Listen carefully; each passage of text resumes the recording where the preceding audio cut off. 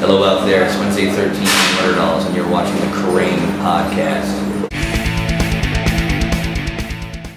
Hi everyone, and welcome to the Kerrang video podcast. I'm joined by Wednesday and Joey from the Murderdolls. How are you, gentlemen? We're excited to be here. We're excited, very excited. Come on, you can be a little more excited. No, I've been waiting the whole time. You better be excited. Hi. No, we're excited. Hello. So, this week's Kerrang magazine, we go on the set of your new dirty video. It's dirty. Yeah, do you want to kind of tell the kids at home, in case they haven't picked up this week's issue, sort of what it entails? It's for your new single, My Dark Place Alone. Yes, it's dirty. You want to go for it? Yeah, I'll go for it. I always go for it. Get in. You better get in there. You're the front man. Yeah. No, the video idea we had for this, it was really weird. Like normally there's treatments and stuff that go around back and forth between the label and stuff, and it was a thing where I just, Joey and I started talking about it. I was like, we're like, fuck a treatment. Let's just make a performance of the band.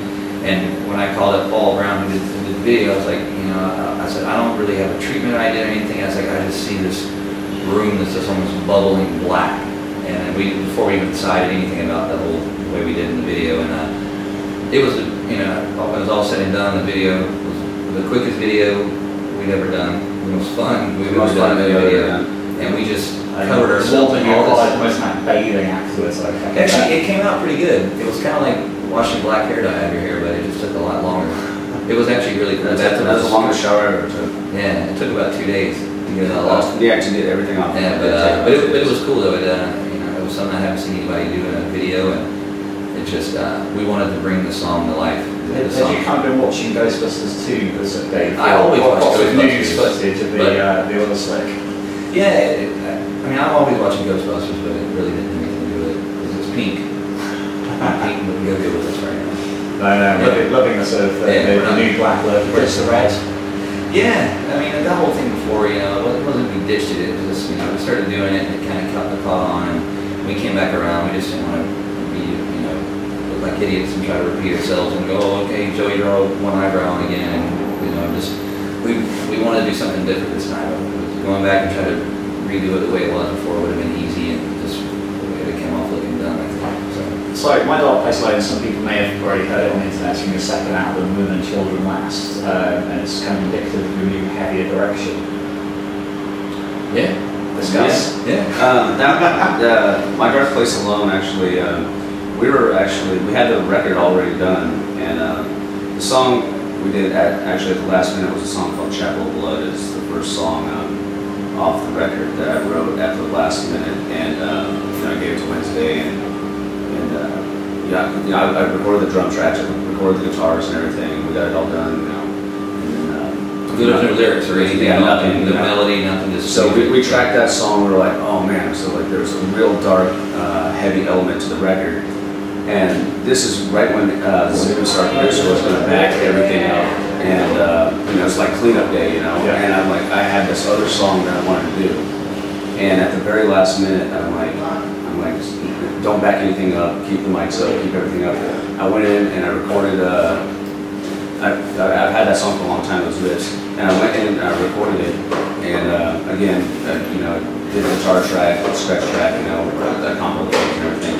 Gave it to Wednesday. I had the rehearsal and all this stuff, and I came back, and they had all these crazy lyrics, and like we went in and we tracked it. So that song was the last song we did for the record, yeah. And literally nothing came from the first single. So it's kind of like it's a very personal song for Wednesday about like the past 5 years, and it just kind of shows like a new direction of kind of what's going. It's a killer song. Like I said, for those last minutes. The video is very dirty. It's a dirty film. I guess the obvious question to ask you guys is like, how come it took so long for the Murderdolls to kind of reconnect? Stones are actually banging out a record every 5 years these days.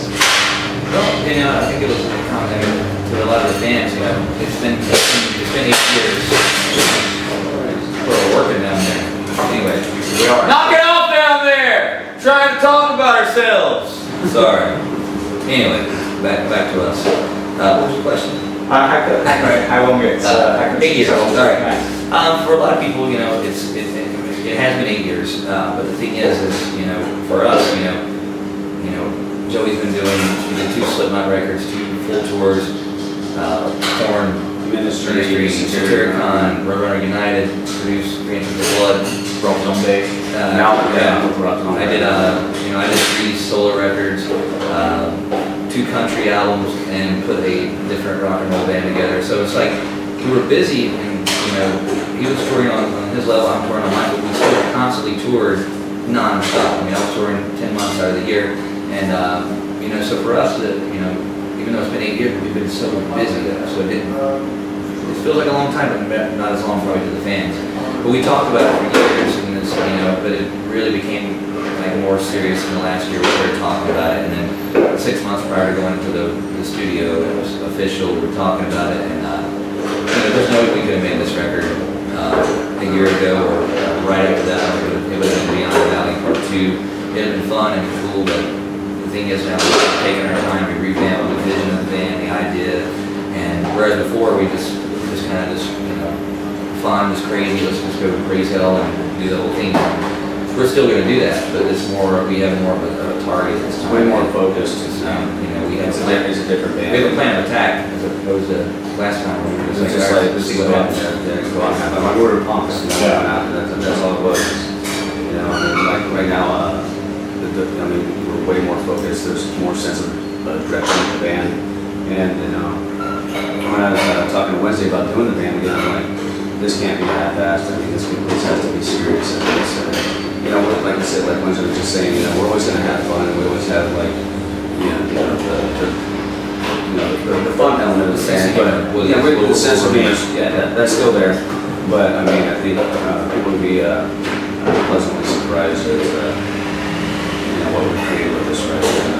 It's the bunch that I've made since the first look. Cool. That's good today. You had some celebrity panels like out in the studio. I saw one of your, I think it's your MySpace, or a picture of Mick Mars from Motley Crue. Yeah. Laying down some licks. Yeah, that was a really cool thing. It wasn't anything that we had planned like prior to the studio or anything at all. It was basically, you know, we just tracked a song called Bloodstained Valentine, and the Mad Manager, if anybody's seen the Mad Manager videos out there, he, you know, he's kind of like our house dad, tour manager, taking care of us in the studio, and so we had some schedule every day, breakfast, and then we did dinner and whatever. So we tracked the song Bloodstained Valentine. Joey and I were in there eating dinner, and you know, we were just talking about the song, and I was just like this song kind of, you know, I was like, it kind of has a Mick Mars kind of vibe for the solo. We didn't have a solo wrote out yet. Yeah.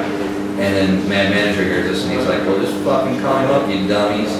And I was like, all right, we can call him. And he's like, all right. So he walks outside, smokes a cigarette, comes back in and said, yeah, he's down, singing the songs. He'll be here on Saturday at 7 o'clock. And that's pretty much how it was. And he came in, total rock star, came in, top hat, 4-inch platform shoes, his hot young girlfriend carrying his guitar for him.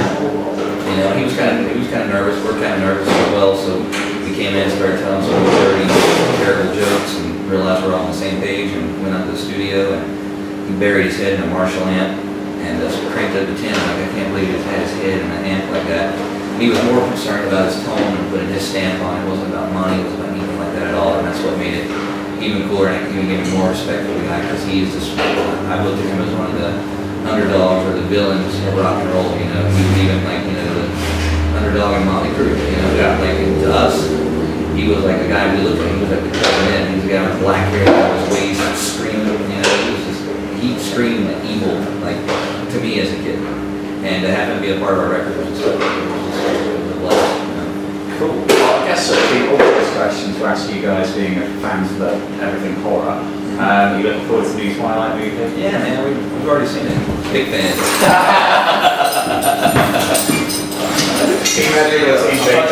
Yeah. That's how much you like the Twilight movie. Yeah. I've never seen it before. So you're telling me you like Taylor, what's his face, and Spot Me Werewolf or yeah, I just I hear about the Twilight thing, but I don't know anything about it whatsoever. He's clearly lying. No, I don't. I see the posters and stuff. I don't know. It's like Harry Potter with vampires. Is that what it is? Yeah, pretty much. All right, cool. Well, thank you very much for Thank you. Thanks, Joey. And the Twilight thing, so you blew it.